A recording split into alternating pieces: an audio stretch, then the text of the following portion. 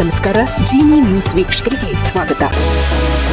ಬೆಂಗಳೂರಿನ ಕ್ರಿಕೆಟ್ ಅಭಿಮಾನಿಗಳಿಗೆ ಇಲ್ಲಿ ಒಂದು ಗುಡ್ ನ್ಯೂಸ್ ಇದೆ. ಕಳೆದ ವರ್ಷದ ಸ್ಟಾಂಪಿಡ್ ಘಟನೆಯನ್ನ ಮರೆತು ಈ ಬಾರಿ ಚಿನ್ನಸ್ವಾಮಿ ಕ್ರೀಡಾಂಗಣದಲ್ಲಿ ಮತ್ತೆ ಐಪಿಎಲ್ ಹಬ್ಬ ಆರಂಭವಾಗಲಿದೆ. 2025 ಜೂನ್ 4ರಂದು ಆರ್ಸಿಬಿ ತಂಡ ಮೊದಲ ಬಾರಿಗೆ ಐಪಿಎಲ್ ಪ್ರಶಸ್ತಿ ಗೆದ್ದಿತ್ತು.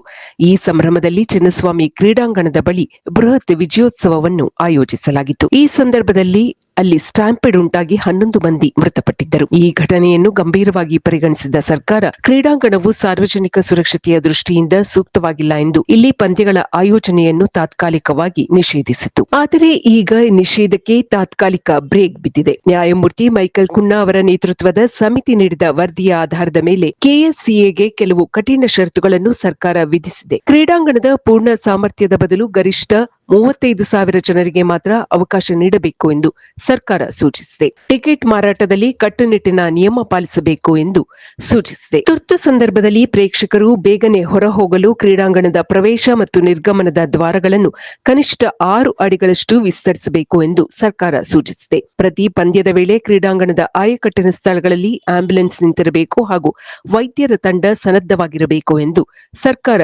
ಕೆಎಸ್ಸಿಎಗೆ ಸೂಚಿಸಿದೆ. ಇದು ಈ ದಿನದ ನಿರಂತರ ಸುದ್ದಿಗಳಿಗಾಗಿ ವೀಕ್ಷಿಸುತ್ತಿರಿ ಜೀನಿ ನ್ಯೂಸ್. ನಮಸ್ಕಾರ.